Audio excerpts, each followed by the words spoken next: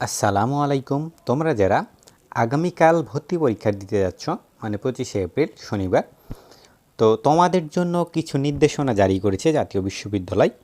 তো তোমাদের কি কি নির্দেশনা দিয়েছে তোমরা অবশ্যই ভিডিওটা লাস্ট পর্যন্ত দেখবে। আর তোমরা যারা আমার চ্যানেলে নতুন আছো, তোমাদের সকল আপডেটের জন্য আমার চ্যানেলটা সাবস্ক্রাইব করে রাখবা। তো এইটা যদি তোমরা দেখো, এটা RTV নিউজ করেছে যে ভর্তি পরীক্ষার্থীদের জন্য জাতীয় বিশ্ববিদ্যালয়ের জরুরি নোটিশ। তো চলো কি কি বলছে নিচে পড়ে আসি। বলছে, আগামী 25শে এপ্রিল অনুষ্ঠিত হতে যাওয়া জাতীয় বিশ্ববিদ্যালয়ের 2025-26 শিক্ষাবর্ষে প্রথম বর্ষ স্নাতক সম্মান ভর্তি শ্রেণীর ভর্তি পরীক্ষার্থীদের জন্য জাতীয় বিশ্ববিদ্যালয় কর্তৃপক্ষ বিশেষ কিছু নির্দেশনা জারি করেছে।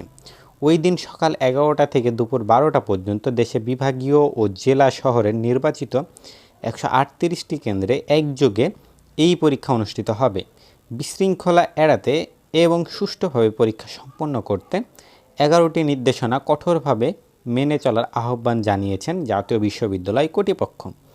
তো নির্দেশনাসমূহ 1 নম্বরে কি বলছে, ভর্তি বিষয়ক ওয়েবসাইট মানে এনি ওয়েবসাইট যেটা আছে, এই ওয়েবসাইট থেকে প্রবেশপত্র ডাউনলোড করে A4 সাইজের আপসেট কাগজে প্রিন্ট করতে হবে। প্রবেশপত্র প্রিন্ট কপিতে পরীক্ষার্থীকে স্বাক্ষর করতে হবে। A4 সাইজের কালার প্রিন্ট করতে হবে এবং তোমাদের স্বাক্ষর করতে হবে। 2 নম্বরে কি বলছে, অনলাইনের আবেদন করার সময় আপলোডকৃত ছবি চূড়ান্ত বলে গণ্য হবে। উক্ত ছবিতে কোনো প্রকার ট্যাম্পারিং করা হলে ওই শিক্ষার্থীকে ভর্তি পরীক্ষায় অংশগ্রহণ করতে দেওয়া হবে না। তারপরে 3 নম্বরে কি বলছে, শিক্ষার্থীদের অবশ্যই পরীক্ষা শুরুর অন্তত 3 দিন আগেই প্রবেশপত্র উল্লেখিত পরীক্ষা কেন্দ্রে সরাসরি গিয়ে বা সংশ্লিষ্ট কলেজে কেন্দ্র ওয়েবসাইটের থেকে আসন বিন্যাস জেনে নিতে হবে।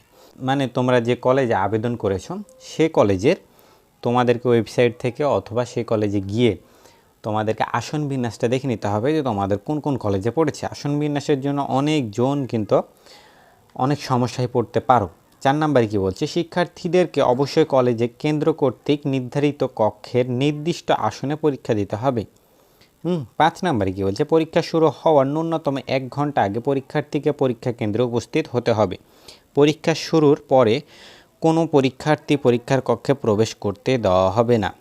তারপরে 6 নম্বরে আছে প্রবেশপত্র, অ্যাটেন্ডেন্স সিট ও OMR সিটের পরীক্ষার্থীর অভিন্ন স্বাক্ষর হতে হবে। ঠিক আছে।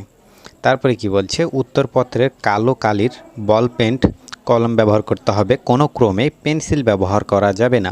8 নম্বরে ভর্তি পরীক্ষার সময় পরীক্ষার্থীকে প্রবেশপত্র এবং HSC পরীক্ষার রেজিস্ট্রেশন কার্ড অবশ্যই সঙ্গে আনতে হবে। তোমরা যারা প্রবেশপত্র পাওনি, তোমরা রেজিস্ট্রেশন কার্ডের ফটোকপি নিয়ে আসতে পারো বা রেজিস্ট্রেশন কার্ডটা নিয়ে আসতে পারো, অথবা তোমাদের যে কনফার্ম SMS গেছে সেইটা নিয়ে আসতে পারো।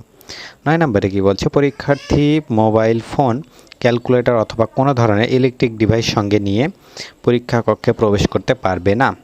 10 নম্বরে কি বলছে, পরীক্ষা কক্ষে প্রধান পরিদর্শক কর্তব্যরত শিক্ষকদের সিদ্ধান্তই চূড়ান্ত সিদ্ধান্ত বলে গণ্য হবে। 11 নম্বর, পরীক্ষার উত্তরপত্র মানে OMR সিট এর কোনো প্রকার সাংকেতিক চিহ্ন বা মোবাইল নম্বর লেখা ও উত্তরপত্র বাতিল বলে গণ্য হবে। ঠিক আছে, মানে কোনো চিহ্ন দেওয়া যাবে না। তো আজকের মতো এই পর্যন্তই। সবাই সুস্থ থেকো, ভালো থেকো, আল্লাহ হাফিজ।